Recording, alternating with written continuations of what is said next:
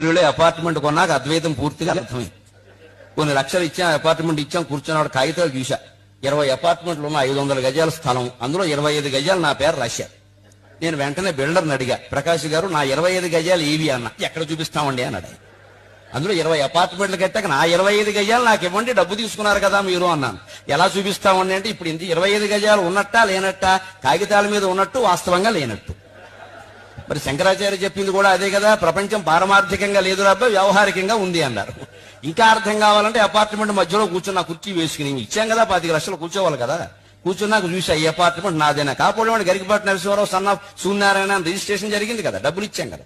కానీ నాది కాదని అర్థమైంది. ఈ గోడ చూసా, ఆ గోడ నాది కాదు. అక్కడ పక్కన సరిపడికల పాపయ్య ఇంకోడు ఉన్నాడు, గోడ కామన్. ఏమన్నా మేకు కొడితే వాడు వస్తాడు, చప్పుడు అవుతుంది.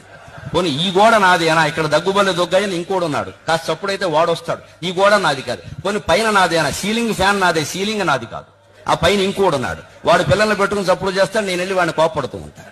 పోనీ కింద నాదేనా, కాళ్ళు నావే, నేల నాదే, కింద ఇంకోడు ఉన్నాడు, నేనేదైనా చప్పుడు చేస్తే వాడు వస్తాడు, your children are disturbing me అని.